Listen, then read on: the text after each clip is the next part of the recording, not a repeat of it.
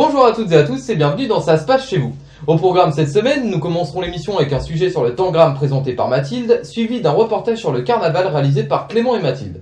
Enchaîné de la chronique Pôle emploi présentée par moi-même et un second sujet sur l'association Sophia présentée par Mathilde. Pour finir, Maxime vous présentera comme chaque semaine l'agenda Senner.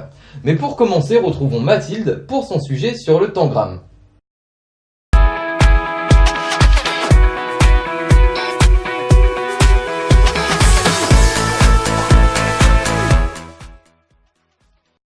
Alors bonjour Christian Mousseau-Fernandez, vous êtes le directeur du tangram. Bonjour. Est-ce que vous pouvez commencer par nous expliquer un petit peu ce qu'est le tangram justement?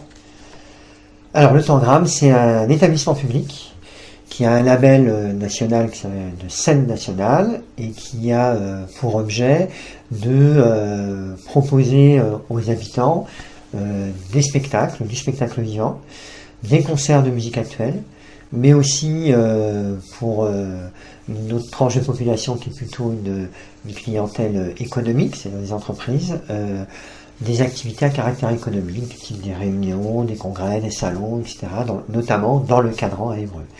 Et alors, il se situe à Évreux et à Louviers, donc à Évreux au centre des congrès, le cadran, dans la salle de musique actuelle qui a ouvert en novembre dernier, dans un an et demi, dans le théâtre qui va être rénové et qui est en cours de rénovation, et qui devrait ouvrir en septembre 2018.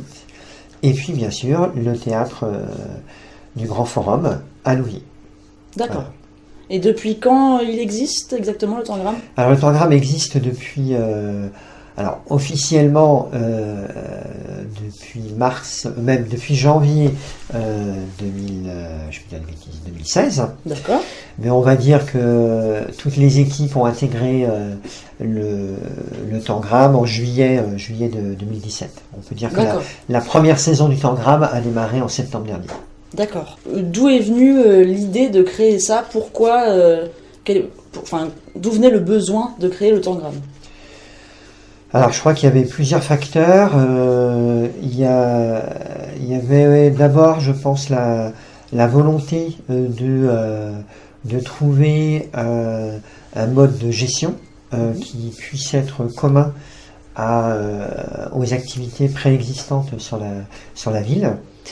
Et que la formule juridique d'un établissement public de coopération culturelle a été trouvée parce que ça permettait de réunir autour de la table finalement les financeurs qui déjà intervenaient dans les différentes structures que j'ai citées tout à l'heure, enfin surtout côté musique actuelle et spectacle vivant. Et ça c'est la première chose. Et puis la deuxième, je pense qu'il y avait une volonté de la part des financeurs d'essayer de trouver une cohérence culturelle à l'ensemble des activités qui étaient portées sur le territoire, enfin portées, on va dire au sens vraiment organisé, programmé par d'un côté la scène nationale, de l'autre l'association L'Abordage pour les musiques actuelles, et est venu s'agréger là-dessus la gestion des activités à caractère économique parce que tout simplement le lieu dans lequel était hébergée la scène nationale était le cadran, le lieu où se déroulent toutes ces activités-là. Je pense qu'il y avait à la fois une volonté, on va dire, à caractère économique, de mutualisation des moyens, et puis de l'autre, la volonté de trouver un projet culturel de territoire, peut-être qui devait s'inventer de façon un petit peu nouvelle, parce que ça n'existe pas encore sur le territoire en France une même structure qui gère des activités à caractère de musique actuelle et du spectacle vivant. Ouais. Et je pense que l'État, notamment, qui est garant du label de la scène nationale, était intéressé aussi pour expérimenter quelque part une nouvelle formule. Et c'est ce qui est en train de s'inventer avec l'équipe sous nos yeux. Vous avez parlé de financeurs. Qui sont ces financeurs? Des particuliers, de l'État, je ne sais pas. Alors, pas du tout. Ce sont essentiellement des partenaires publics. En premier lieu, la ville d'Évreux. Ensuite arrive par ordre d'importance, on va dire d'apport, oui. Pas d'importance au sens, on va dire, de valeur du terme, mais plutôt financier. L'État, qui lui a une part très importante. Ensuite, le conseil régional de Normandie, le département de l'Eure, la ville de Louviers, D'accord. l'agglomération, donc maintenant Évreux-Porte-Normande. D'accord. Voilà pour ce qu'on appelle les contributeurs, les gens qui contribuent au fonctionnement de l'établissement public. Après, nos recettes viennent aussi de l'agglomération de Louviers, mais là on a une subvention spécifique pour pouvoir conduire les escapades, les petites scènes, pardon, les escapades c'est de l'autre côté, sur l'agglomération de Louviers. D'accord. Et puis bien sûr, quelque part, il y a des particuliers de façon indirecte à travers notamment les recettes billetterie qui nous permettent évidemment aussi d'avoir des recettes non négligeables pour pouvoir fonctionner. Et est-ce que justement ces contributeurs, comme vous l'avez dit, est-ce qu'ils ont un droit de regard sur la programmation, du genre moi j'aime pas trop ça, je veux pas ça, ou mettez-lui en avant ou... Non. Non. Vous restez quand même indépendant. Vous prenez l'argent, enfin, ils vous donnent de l'argent, mais ils vous laissent faire. Oui, c'est la règle du jeu. Maintenant, ils savent ce que je vais faire puisque j'ai été choisi sur un projet. Donc, dans ce projet-là, j'indiquais déjà on va dire des envies de programmation, on va dire ça comme ça, des esthétiques aussi particulières. J'ai expliqué ce que j'allais faire. D'accord. Après, j'ai pas dit que en scène le 18 octobre 2018, j'allais programmer telle chose. D'accord. Non. Vous avez donné des grandes lignes, voilà, et vous avez été choisi sur ces grandes lignes, sur ce que vous aviez proposé. C'est ça ? Exactement. D'accord. Alors maintenant, si vous voulez bien, on va parler un petit peu de la programmation du Grand Forum, puisque la salle est située sur l'agglomération Seine-Eure, et c'est ce qui nous intéresse le plus, bien sûr. ici. Quels sont les grands rendez-vous à retenir pour la saison actuelle ? Il y en a déjà pas mal de passés. Si on peut en retenir quelques-uns qui vont arriver. Alors, peut-être se redire quand même que... Allez-y. En gros, on programme à peu près 80 événements par an sur sein une du saison. Tangram, sur la saison. Et qu'il y en a une dizaine qui ont lieu à Louviers.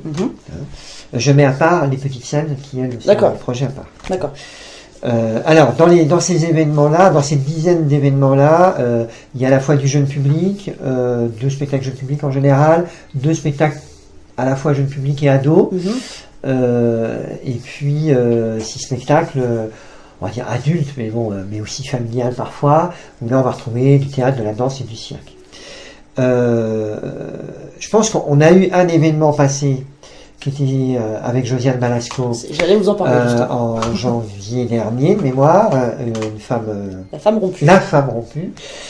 Je pense qu'elle a été vraiment un événement théâtral important.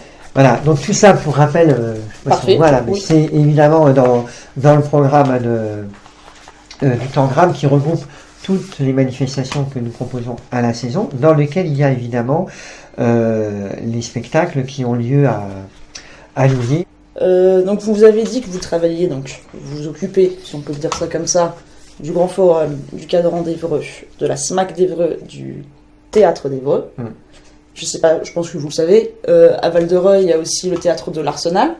Est-ce que vous les voyez comme des partenaires ou plutôt comme des concurrents, puisqu'ils font aussi du théâtre, de la danse Ah bah on se fait la guerre, hein. Non, pas du tout, c'est évidemment des partenaires naturels,